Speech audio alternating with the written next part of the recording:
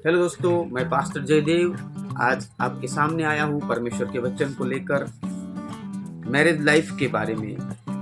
Bible वैवाहिक जीवन के बारे में क्या कहती है। जब हम मसीह में हैं तो परमेश्वर के वचन के अनुसार अपने वैवाहिक जीवन को कैसे जी सकते हैं, क्योंकि परमेश्वर का वचन उत्पत्ति 2:18 में ऐसे कहता है कि आदम का अकेला रहना अच्छा नहीं, मैं उसके लिए एक ऐसा सहायक बनाऊंगा जो उससे मेल खाए।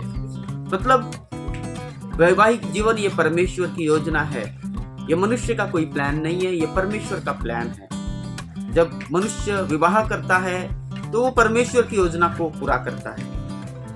इसलिए बाइबल कहती है कि तब यहोवा परमेश्वर ने आदम को भारी नींद में डाल दिया और जब वह सो गया तब उसने उसकी एक फसली निकालकर उसकी जगह मांस भर दिया।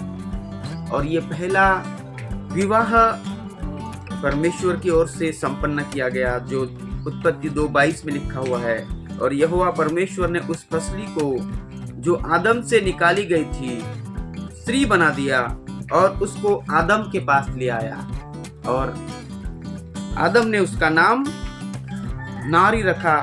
हम ये पढ़ते वचन उत्पत्ति 2:23 में, तब आदम ने कहा अब यह मेरी हड्डी में की हड्डी और मेरे मांस में का मांस है, इसलिए उसका नाम नारी होगा। और आदम ने उसका नाम नारी रखा। देखिए किस रीति से परमेश्वर ने आदम को रचा और उसकी फसली निकालकर स्त्री को रचा। दोस्तों, ऐसे कहा जाता है कि जो रस्सी 2 धागे की होती है वो टूट जाती है, लेकिन जो 3 धागे की होती है वो जल्दी टूटती नहीं। तो 3 धागे कौन है? पति पत्नी और उनके बीच में परमेश्वर। तो इसी प्रकार जो विवाह संपन्न होता है ये परमेश्वर की मर्जी के द्वारा, परमेश्वर की उपस्थिति में जब संपन्न होता है तो वहाँ आशीष होती है, वहाँ परमेश्वर की उपस्थिति होती है। क्योंकि परमेश्वर का वचन कहता है कि घर बुद्धि से बनता है और समझ के द्वारा स्थिर होता है। और वचन ये भी कहता है कि अगर परमेश्वर विवाह के बीच में नहीं है तो उस घर को, इस विवाह को बनाने वाले का परिश्रम व्यर्थ होता है, ऐसा वचन कहता है। हालेलुया। वचन कहता है 24 में आप पढ़ सकते हैं, उत्पत्ति 2:24, इस कारण पुरुष अपने माता पिता को छोड़कर अपनी पत्नी से मिला रहेगा और वे दोनों एक तन होंगे। अपने माता पिता को छोड़ना ये तात्पर्य नहीं है कि छोड़ देना, बल्कि जो लड़का अभी तक अपनी मम्मी की सुनता था, जो लड़की अभी तक अपनी मम्मी की सुनती थी, अभी उन बातों को वो लोग भूल जाएंगे और अभी एक दूसरे के सुनेंगे, एक दूसरे के साथ बातचीत करेंगे और उनका एक अच्छा संबंध होगा। वचन ये कहता है, देखो आप पढ़ सकते हैं इफिसियों 5:22 में कि हे पत्नियों अपने अपने पति के ऐसे अधीन रहो जैसे प्रभु के आप अधीन रहते हो मसीह में होकर, वैसे ही अपने अपने पति के अधीन रहो, क्योंकि पति पत्नी का सिर है, जैसे मसीह कलीसिया का सिर है और स्वयं ही देह का उद्धार करता है। जैसे कलीसिया मसीह के अधीन है वैसे ही पत्नियां भी हर बात में अपने अपने पति के अधीन रहे। हे पतियों अपनी अपनी पत्नी से प्रेम रखो जैसा मसीह ने कलीसिया से प्रेम करके अपने आप को उसके लिए दे दिया। वचन ये कहता है। हालेलुया। इसी प्रकार उचित है कि पति अपनी पत्नी से अपने देह के समान प्रेम रखे। जो अपनी पत्नी से प्रेम रखता है वह अपने आप से प्रेम रखता है। हालेलुया। वचन क्या कहता है कि पति अपनी पत्नी से प्रेम करे और पत्नी पति के अधीन रहे।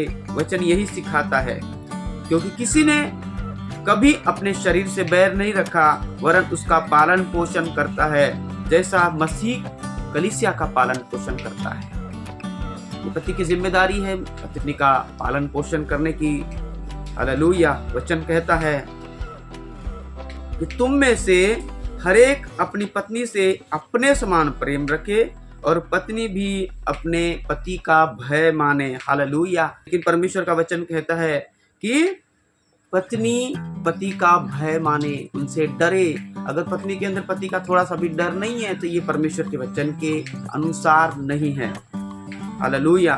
क्योंकि वचन ये कहता है, सबोपदेशक 9:9 में अपने व्यर्थ जीवन के सारे दिन जो उसने सूर्य के नीचे तेरे लिए ठहराए हैं अपनी प्यारी पत्नी के संग बिताना। हालेलुया, ये वचन की आज्ञा है दोस्तों। और पहला पत्रस आप देख सकते हैं, पहला पत्रस 3:1-2 में कि हे पत्नियों तुम भी अपने पति के अधीन रहो। 2 बार लिखा हुआ है दोस्तों। हालेलुया।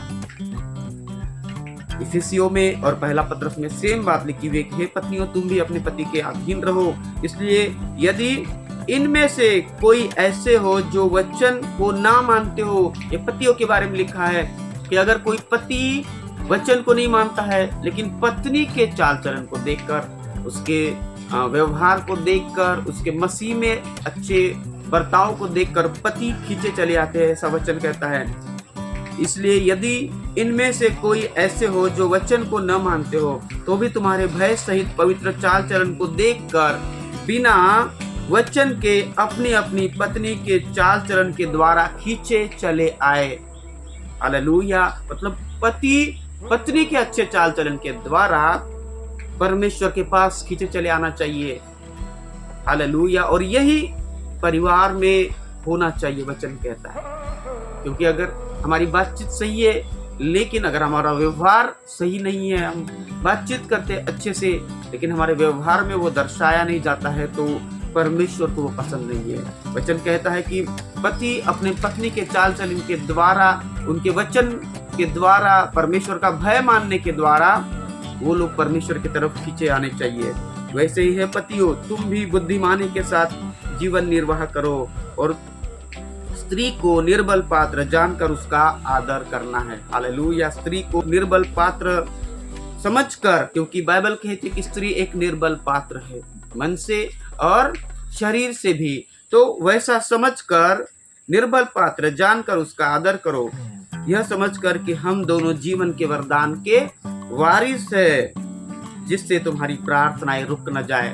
मतलब 1 से 2 भले है, एक जन प्रार्थना करने से अच्छा अगर 2 जन मिलकर प्रार्थना करेंगे, बाइबल कहती है कि तुम्हारी प्रार्थना सुनी जाएगी। तो वो 2 जन कौन है? वो 2 जन पति और पत्नी के बारे में दर्शाया गया है।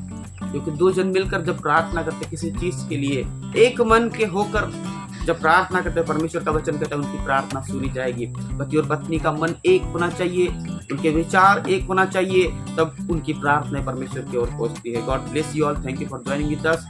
आप ऐसे ही वीडियोस के लिए आप हमारे साथ जुड़े रह सकते हैं। God bless you. Thank you. आप सब्सक्राइब कीजिए हमारे यूट्यूब चैनल।